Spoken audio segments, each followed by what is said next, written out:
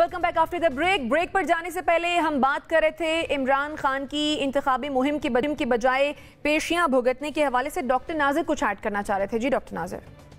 जी, मैं ये कहना चाह रहा हूँ कि जो अभी मरियम के हवाले से भी बात की गई थी कि मरियम भी जब पेशी के लिए जाती थी तो उनके कारकुन पत्थर लेकर जाते थे। मुझे याद आ रहा है, बल्कि याद दिलाना चाहूँगा मैं, कि ख़ुद मरियम के साथ इमरान खान की हुकूमत में क्या हुआ। यानी ऐसा कभी हुआ था कि किसी के होटल के कमरे का दरवाज़ा तोड़कर रियासती अहलकारों को इस्तेमाल करके रात के अंधेरे में कार्रवाई की जाए, और वो कार्रवाई भी बेबुनियाद किस्म की चीज़ों पर कार्रवाई की जाए। तो इमरान खान तो उस हद तक पहुँच गए। ये खुद तो इमरान खान ने अभी भुगता नहीं है, और खुदा करे कि उनको ये सब ना भुगतना पड़े, क्योंकि ये बुनियादी तौर पे गैर कानूनी काम है जो खुद इमरान खान अपने दौर में करते रहे और करवाते रहे। ये तो एक बात मैं कहना चाहता हूँ। दूसरी बात मैं ये कहना चाहता हूँ कि जो अभी कहा गया कि जी तहरीक निफाज वटेवर वो लोग थे और वो उनको किसी और के साथ जोड़ दिया गया। अच्छा, मेरे जहन में ये सवाल आ रहा है कि वो ये तहरीक नाम में पता नहीं क्या चक्कर है कि तहरीक के नाम से जो भी तंजीमें आती हैं, वो तहरीक तालिबान हो, तहरीक लब्बैक हो, तहरीक निफाज शरीयत हो, या खुद MQM जो थी वो भी तहरीक के नाम से ही शुरू हुई थी, महाजिर कौमी तहरीक, या तहरीक इंसाफ हो। ये जैसे भी शुरू करें, सिर्फ एक तहरीक इस्तक़लाल मुझे याद आती है जो इंतहा पसंदी की तरफ नहीं गई, लेकिन उसके अलावा जो भी नाम मेरे जहन में आ रहे हैं तहरीक के हवाले से, वो अगर शुरू में नहीं होते ग्रेजुअली वो इंतहा पसंदी की तरफ चले जाते हैं और तशद्दुद की तरफ माइल हो जाते हैं। तो ये मुझे लगता है ऐसा है कि ये सारे एक ही, यानी वो कहते हैं ना कि क्वाइन के मुख्तलिफ रुख हैं, तो वो तहरीक ये कहें या वो कहें या वो कहें, इनका बुनियाद वहीं पर जा रही है कि ये इंतहा पसंदी की तरफ जा रहे हैं, तशद्दुद की तरफ जा रहे हैं, जो नहीं जाना चाहिए। ठीक है, मुजम्मिल साहब। देखें, तहरीक निफाज शरीयत मोहम्मदी जो है वो TTP का ही ऑफ शूट है, बल्कि TTP उसका ऑफ शूट है।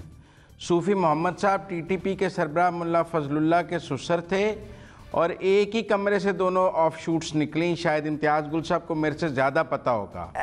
और ये जिस दहशतगर्द की हम बात कर रहे हैं, मेरे ख्याल से हम इमरान खान पर ही और जिस दहशतगर्द की हम बात कर रहे हैं, इसको तो वो पीस ट्रूस में, TTP के पीस ट्रूस में छोड़ा गया, और इसको शेड्यूल 4 में होना चाहिए और अपना इलाका ना छोड़ने की इजाज़त होनी चाहिए पाकिस्तान के कानून के तहत, बजाय इसके कि वो जमान पार्क में डंडे लेके खड़ा हो और हम उसे ग्लोरीफाई कर रहे हो कि अब हम उसको मेन स्ट्रीम में ला रहे हैं।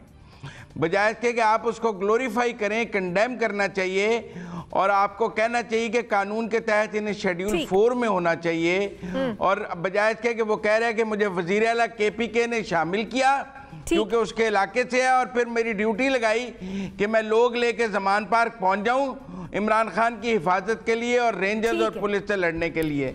ये अवामी सपोर्ट है जिसकी आप बात कर रहे हैं। आप सुन लें यास्मीन राशिद की प्रेसिडेंट के साथ ऑडियो कि हमारे लोगों ने पेट्रोल पंप फेंक दिया है। आप सुन लें यास्मीन राशिद की ऑडियो कि जो बंदे नहीं लाएगा उसको टिकट नहीं मिलेगा। ये अवामी सपोर्ट है। इम्तियाज साहब, मैं क्या कहूँ जी, अब तो हम सब तहरीक के हामी हो गए हैं, तो हम भी टेररिस्ट ठहरे। आज नाजिर साहब भी बड़े गुस्से में मालूम हो रहे हैं, और मुझे वो तवक्को नहीं थी कि माशाल्लाह इतनी समझ बूझ, इतने पाए के इंटेलेक्चुअल हैं कि उन्होंने तहरीक इंसाफ को तहरीक तालिबान के साथ मिला दिया है। और मैं तो इस पर सिर्फ अफसोस ही कर सकता हूँ, क्योंकि ये ताने बाने रिटोरिक के लिए अगर कोई मुबाहिसा हो रहा हो ना, जो बच्चों का डिबेट्स होती हैं जिसको डिक्लेमेशन कॉन्टेस्ट कहते हैं, वहाँ तो चलें ठीक है, आप अपनी लफाजी इस्तेमाल कर लें, लेकिन इस तरह पब्लिक फोरम पे बैठ के इस अंदाज में मुख्तलिफ जमातों को अल्फाज के हेर फेर के ज़रिए, ये तो लोगों की, कई लोगों की गुमराही का भी सबब बन सकता है। तो हमें, मेरा ख्याल है, ज़रा एहतियात करनी चाहिए। और मैं तो इस पे बात पे हैरान हूँ कि जिन लोगों के राना सनाउल्लाह के केस का बार बार जिक्र आता है, तो हमें ये याद रखना चाहिए कि उनको पकड़ा था एंटी नार्कोटिक्स फोर्स ने। उस वक्त उसका सरबराह एक मेजर जनरल था। आज तो मजाल है PMLN के किसी बंदे ने या उनके किसी हामी ने जिक्र किया हो कि उस मेजर जनरल के खिलाफ भी मुकदमा होना चाहिए जिसने राना सनाउल्लाह के खिलाफ, क्योंकि वो बैठा हुआ था शहर अफरीदी के साथ, वहाँ बैठ के उसने वजाहतें भी दी कि किस तरह हमने राना सनाउल्लाह से हेरोइन पकड़ी। भले वो ठीक था गलत था, मुझे से कोई सरोकार नहीं, लेकिन इन लोगों को उस मेजर जनरल को भी याद करना चाहिए कि आप भी जरा कानून का सामना करें कि किस तरह आपने राना सनाउल्लाह के खाते में जाली मनशियात डाल दी थी। ठीक है, नसीम सिद्दीकी साहब। शाइस्ता, देखें, बड़ी अच्छी बात है, मतलब अब कोई भी गलत बात हो हमें उसको कंडेम करना चाहिए। जैसे मैंने कहा कि जो भी ज़मान पार के बार हुआ वो नहीं होना चाहिए था।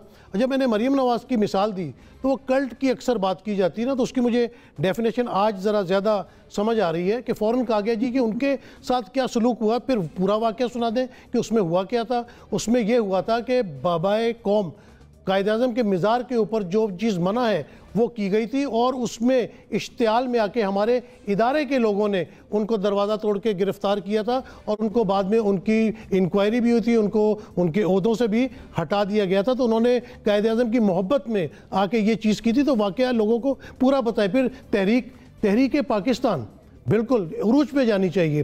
तहरीक पाकिस्तान जब थी, चली, उसको देखें कि उसका उरूज क्या हुआ, कि उस तहरीक के ज़रिए पाकिस्तान को हासिल किया गया। तो तहरीक का मकसद ये होता है, इम्तियाज़ गुल साहब के साथ मैं बिल्कुल इत्तेफाक करूंगा कि मामलात को डिस्टॉर्ट कर दें, किसी चीज़ को अपने अल्फाज में गलत तरीके से बयान कर दें, तो नौजवानों तक ये सही पैगाम नहीं जाता। उन्हें हमें तमाम पिक्चर जो है वो उनके सामने रखनी चाहिए। ठीक है नाज़रीन, ब्रेक लेते हैं और फिर वापस आते हैं। Stay with us.